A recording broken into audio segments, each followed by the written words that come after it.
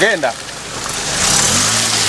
Abataka okuruga mu kyaro ekya Buko nibagira ngu omulingo ogw'enkuuto zirimu nigwerarikiriza na munonga enkuuto eya Alimugonza Ibarabi eri kushangwa omugomborora eya Kiruri bagira ngu eri omu mulingo mubi bari kugira ngu obwa hati abantu 9 nibo baferirwa amagara gabo ahabwa enkuuto egi.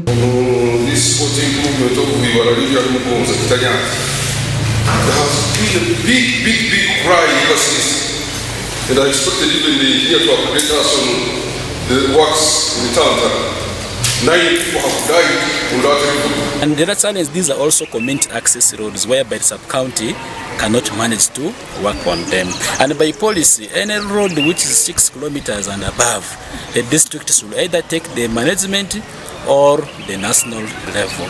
So these roads, surely they break us too much as the sub-county but also as the district. Nicholas Babwetera oli kansara owegomborora eya Bwijaga nagira ngu bakine kizibu ekyorukuuto olwa Bigwara Chanamoyo ahamwe na Charamuro ezibali kugira ngo bwa hati enkuuto eziti ziri korabwa. Itwe nkaba Bwijanga tufuniremo obuzibu twine kizibu ky'orukuuto olwa Bigwara negenda kyangamu obudooro bwire bunu turi kusakura bibwa bwire bina so tukusaba nka gavumenti ka district tugeyo tukonsideringe kuranta obudooro rwakoraki rwakorwa. Innocent Aunji oli district councillor oli kujekera Bulima town council nagira ngu obwa hati town council eine nkuutina ngu bitu olwa kisalizi kitongole nguriyo mulingo mubi kandi obwo rukozesibwa abantu bingi. Mu Bulima town council twine ngudo ina as a district.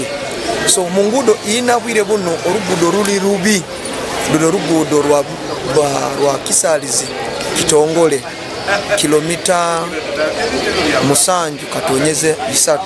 So orugudo runo rubi muno habwire buno bali nkubaliza mu Bulima town council rwa district habwire buno kandi orugudo rutabize muno kuleta abantu kuruga bulisa Hoima. Alfred Achen oli kukora nka district engineer yagira ngu namanyango enkuuto nyingi zikiriho mulingo mubi bitu yagira ngu esente zibari kutunga eziri kwingana billion 1 eya buri mwaka ngo hamwe na nebyoma kufa nico kizibu ekiba kine.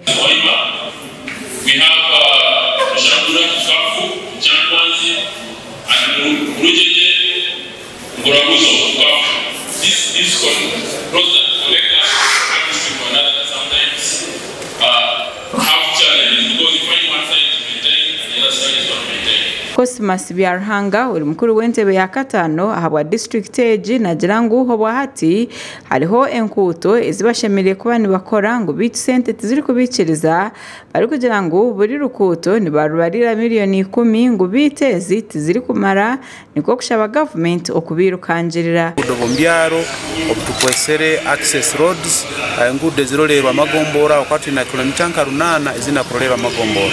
Gombora zaitu zikutunga sente zikumara gombora enkuru zonka zikutunga miliyoni 10 kumara mwaka gona norange sente zinu tizikumara kandi zine zitwina zikurolera engudo za district tabukwana uti na kilomita zikira 12 ezitukurolera aho tujja kusaba government yekozisa esente za Uganda Road Fund osobole kutwongera sente niko engudo zisobole kuba kurungi. Gasha kwa Innocent atuganyira ahabwa tayari West omuri Masindi.